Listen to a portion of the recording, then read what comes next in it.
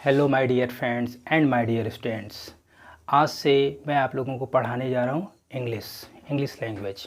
ठीक है जी, ये पहला क्लास होगा इंग्लिश का और बिल्कुल ज़ीरो लेवल से मैं आप लोगों को पढ़ाने जा रहा हूँ। बिल्कुल आप लोग समझने की कोशिश करिएगा, ठीक है जी। और जैसा कि मैंने यहाँ पे ऑलरेडी लिखा हुआ है, जब मैं आप लोगों को एक्सप्लेन करूँगा अगर कहीं नहीं समझ में आएगा तो आप लोग नोट डाउन कर लीजिएगा, ठीक है जी। चलिए स्टार्ट करते हैं। मैं आप लोगों को पढ़ाऊँगा इंग्लिश लैंग्वेज। तो इंग्लिश लैंग्वेज क्या होती है? अब सबसे पहले हमको ये जानना चाहिए कि लैंग्वेज क्या होती है। इंग्लिश लैंग्वेज को पढ़ने से पहले हमको क्या जानना है कि लैंग्वेज क्या होती है। आइए देखते हैं, ये देख लीजिए। Language is a medium of conversation between two person.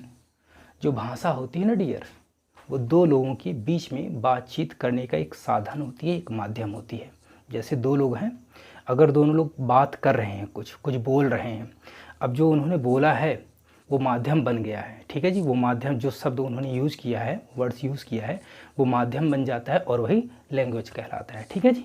प्रस्तुत करने का जो एक माध्यम होता है वही लैंग्वेज होता है, ठीक है जी। क्लियर है? तो देख लीजिए, कोई भी जो लैंग्वेज होती है उसकी कुछ योग्यता होती है, ठीक है। ये देख लीजिए, यहाँ पर लिखा हुआ है एबिलिटी ऑफ ए लैंग्वेज। किसी भी लैंग्वेज की जो योग्यता होती है वो क्या होती है, मैं आप लोगों को बता रहा हूँ। देख लीजिए, there are 4 aspect of ability of a language. ठीक है जी। जो भाषा की योग्यता है उसके 4 पहलू होते हैं, ठीक है जी। कितने पहलू थे? 4। तो आइए देखते हैं। पहला क्या होता है? Ability of listening. कोई भी लैंग्वेज होती है ना जब, तो पहले आप उसको क्या करते हैं? सुनते हैं ना। उसके बाद क्या होता है? Ability of speaking. उसके बाद सुनने के बाद आप उसको बोलने की कोशिश करते हैं, ठीक है ना। उसके बाद क्या होता है? जब आप थोड़े से जानकार हो जाते हैं फिर क्या होता है? Ability of writing. फिर आप उसको लिखते हैं, अपने हाथ से लिखना चाहते हैं, ठीक है। फिर लास्ट में क्या होता है? लिखने के बाद आप उसको क्या करते हैं? Ability of reading. उसको आप पढ़ने की कोशिश करते हैं। तो ये हमको ये पता लगा कि लैंग्वेज क्या होती है और उसकी एबिलिटी क्या होती है। और जो एबिलिटी होती है वो कितने उसके पहलू होते हैं? 4 पहलू होते हैं। कोई भी लैंग्वेज होती है, पहले हम लोग उसको क्या करते हैं? सुनते हैं। फिर उसके बाद क्या करते हैं?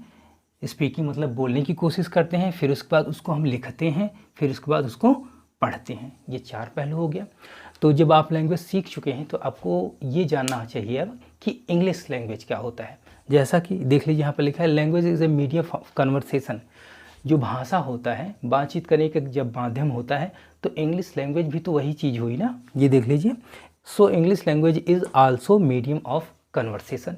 अगर लैंग्वेज जो भाषा होती है दो लोगों के बीच में बातचीत करने का साधन होता है, तो इंग्लिश लैंग्वेज क्या है? वो भी तो एक भाषा है ना, तो वो भी तो बातचीत करने के एक साधन होती है।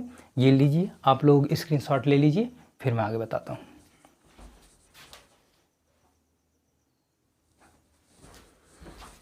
अभी जैसे आपने पढ़ा कि लैंग्वेज होती है, उसकी एबिलिटी होती है, उसी तरीके से जो इंग्लिश लैंग्वेज होती है उसकी भी एबिलिटी होती है। अब देख लीजिए, एबिलिटी ऑफ इंग्लिश लैंग्वेज। जो इंग्लिश लैंग्वेज की एबिलिटी होती है वो 3 होती है। लैंग्वेज की एबिलिटी थी वो 4 थी और इसकी एबिलिटी कितनी है? 3 है। पहला देखते हैं, एबिलिटी ऑफ ग्रामर। पहली जो एबिलिटी होती है वो क्या होती है? Ability of grammar. ये ग्रामर की स्पेलिंग थोड़ा देख लीजिएगा, कहीं कई लोग इसको ER कर देते हैं, लेकिन AR याद करके रखिएगा आप लोग। और दूसरी एबिलिटी होती है एबिलिटी ऑफ वर्ड पावर, ठीक है जी। दूसरी एबिलिटी होती है एबिलिटी ऑफ वर्ड पावर। और तीसरा क्या होता है? तीसरा एंड लास्ट जो होता है एबिलिटी ऑफ कंप्रिहेंशन, ठीक है। इसको मैं भी बताता हूँ क्या होता है। तो पहला क्या होता है देख लीजिए, एबिलिटी ऑफ ग्रामर। ग्रामर को हम लोग पहले देखेंगे। अब देखते हैं ग्रामर क्या होता है जी। व्याकरण इसको कहते हैं हम लोग। Grammar is a fundamental concept of a language, ठीक है जी। जो ग्रामर होता है बिल्कुल बेस होता है किसी भी लैंग्वेज का। विच टेल्स, जो हमको बताता है व्हाट इज़ राइट और रॉन्ग, कि सेंटेंस में कहाँ पर गड़बड़ी है, हमको ग्रामर यही बताता है, ठीक है जी। अब देख लीजिए, आपने देख लिया ग्रामर क्या होता है। ग्रामर वो होता है, बिल्कुल बेस आधार होता है, जो हमको ये बताता है कि किसी भी सेंटेंस में कहाँ पर गलती है, ठीक है जी। और उसके बाद देख लीजिए, अब जो जितने भी एग्ज़ाम होते हैं, कंपटीशन हो या कहीं और हो, तो उसमें ग्रामर से बेस्ड जो क्वेश्चन आते हैं वो इस टाइप के क्वेश्चन आते हैं। देख लीजिए, पहला क्या होता है? कॉमन एरर्स होता है। जैसे कि सेंटेंस दे दिया, ढेर सारा दे दिया जाता है, उसमें कुछ गड़बड़ी हो जाती है, उसको आपको ढूंढना होता है कि गलती कहाँ पर है। जैसे कि पार्ट ऑफ स्पीच होता है नहीं, नाउन, प्रोनाउन एट्सेट्रा, उसमें से मिला करके आपको दे दिया जाएगा। फिर दूसरा क्या होता है? Sentence improvement. सेंटेंस को दिया गया है, और उसके साथ मान लीजिए कोई आई दिया गया तो आई के साथ इज लगा दिया, इस टाइप की जो सेंटेंस होते कुछ गड़बड़ी दे देगी तो आपको सही करना होगा। और तीसरा होता है वॉइस, जैसे आपने पढ़ा होगा एक्टिव वॉइस, पैसिव वॉइस, और उसके बाद नरेशन है, फिर सिंथेसिस है। मतलब जितने भी ग्रामर में जो चैप्टर्स आते हैं सब जो है इसी के अंदर आते हैं, ऐसे ही क्वेश्चन पूछा जाता है इससे। ठीक है, आप इसकी स्क्रीनशॉट ले लीजिए।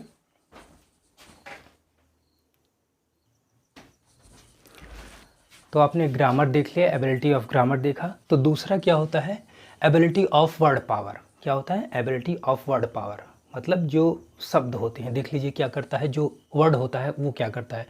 Word makes a man sensible. जो वर्ड पावर होता है, word power makes a man sensible. जब कोई आदमी होता है या कोई भी होता है, जब वो ढेर सारे वर्ड्स को जान जाता है, शब्दों को जान जाता है, तो उसके अंदर समझदारी आ जाती है। तो ये बोल रहा है कि वर्ड पावर क्या करता है, आदमी को, हम लोगों को समझदार बना देता है। ठीक है जी। और एग्ज़ाम में जो क्वेश्चन आते हैं इससे, वो देख लीजिए कौन कौन से होते हैं। देख लीजिए जैसे एंटोनिम, सिनोनिम। एंटोनिम मतलब विलोम, सिनोनिम मतलब वो क्या बोलते हैं, पर्यायवाची। और ये देख लीजिए वन वर्ड सब्स्टिट्यूशन होता है। जैसे कोई एक बड़ा सा शब्द वो सेंटेंस दे दिया, उसके लिए एक छोटा सा आपको बोलना है। ठीक है जी। जैसे मान लीजिए कि a person who teach in your school. एक आदमी जो आपके स्कूल में पढ़ाता है उसको क्या बोलते हैं आप लोग, टीचर ही तो बोलते हैं, तो वही हो जाएगा। ठीक है जी। और ये देख लीजिए फ्रेजल वर्ब होता है और स्पेलिंग करेक्शन। फ्रेजल वर्ब क्या होता है, जैसे मान लीजिए गेट होता है, गेट एक वर्ब होता है ना, देख लीजिए गेट एक वर्ब होता है, उसके बाद एक प्रीपोजिशन छोटा सा लग जाता है, इसी को फ्रेजल वर्ब बोला जाता है, और उसका जो अर्थ होता है वो चेंज हो जाता है। ठीक है। अब देख लीजिए स्पेलिंग करेक्शन में क्या होता है, ढेर सारी स्पेलिंग दे दी जाएगी और उसमें स्पेलिंग गड़बड़ी, मतलब स्पेलिंग मिस कर दिया जाता है। ठीक है। 4 ऑप्शन दे दिया जाएगा एग्ज़ाम में, और उसके बाद उसमें से एक स्पेलिंग सही होगी और 3 गलत होंगे, तो आपको स्पेलिंग भी सीखनी होती है। ये दूसरी एबिलिटी थी। और थर्ड एंड लास्ट एबिलिटी जो होती है वो क्या है, एबिलिटी ऑफ कंप्रिहेंशन। ठीक है जी। Ability of comprehension. कंप्रिहेंशन मतलब क्या होता है, समझ होता है। कंप्रिहेंशन मतलब भी समझ होता है। ये देख लीजिए तीसरा क्या होता है। अब देखिए क्या करता है, comprehension makes a man perfect. जो कंप्रिहेंशन होता है ना जी, वो क्या करता है, वो आदमी को बिल्कुल परफेक्ट बना देता है। जैसे ग्रामर आपने सीख लिया, आप सेंटेंस को सही कर ले रहे हैं, उसके बाद आपने वर्ड पावर सीखा तो उसने आपको समझदार बना दिया, और उसके बाद लास्ट में जब आप कंप्रिहेंशन सीख जाते हैं ना डियर, तो बिल्कुल आप परफेक्ट माने जाते हैं किसी भी लैंग्वेज में। ठीक है। तो कॉम्प्रिहेंशन जो होता है उसके भी 3 पार्ट होते हैं। कैसे होता है, देख लीजिए पैसेज। पैसेज आपने बहुत पढ़ा होगा और देखा भी होगा। तो एक सीन होता है, एक अनसीन होता है। सीन पैसेज वो होता है डियर जो आपकी बुक में होता है, कोई चैप्टर उठा करके आपके एग्ज़ाम में दे दिया, तो आप भाई पहले से स्टोरी को पढ़े हैं तो वो सीन हो गया। अब अनसीन मतलब क्या होता है, जो आपके चैप्टर में नहीं, कहीं से एक स्टोरी ला करके डाल दिया, दे दिया पेपर में, वो अनसीन हो जाता है। ठीक है जी। सीन मतलब देखा हुआ, अनसीन मतलब ना देखा हुआ, ऐसे भी आप समझ सकते हैं। ठीक है। फिर दूसरा होता है क्लोज टेस्ट। ये क्लोज टेस्ट होता है जो एसएससी वगैरह में आता है, टीजीटी पीजीटी में आता है। ऐसे एक सेंटेंस रहेगा, फिर गैप दे दिया जाएगा और 4 ऑप्शन रहेंगे जो वर्ड होंगे, उसमें से आपको क्या करना है, एक चूज़ करके इसमें फिल करना होता है। ये क्लोज टेस्ट होता है। और लास्ट वाला पैराजम्बल्ड होता है। पैराजम्बल्ड ये होता है जैसे कोई सेंटेंस मतलब होता है बड़ा सा एक, उसको 4 पार्ट में डिवाइड कर दिया जाता है। अब पहला सेंटेंस कैसे आएगा, दूसरा कैसे आएगा, उसको सेट करना होता है, अरेंज करना होता है। ठीक है जी। ये आपका, मैंने आपको लैंग्वेज और इंग्लिश लैंग्वेज को समझा दिया है। और उसके बाद अब ग्रामर स्टार्ट करेंगे, जो ग्रामर के पार्ट है। उसके बाद बिल्कुल बेस में आप लोगों को लेटर से, अल्फ़ाबेट से पढ़ाऊंगा। ठीक है जी। इसको आप स्क्रीनशॉट ले लीजिए, और जो कुछ ना समझ में आएगा तो आप लोग बताइएगा, कमेंट करिएगा, फिर मैं आपको बता दूंगा। Okay, thank you so much.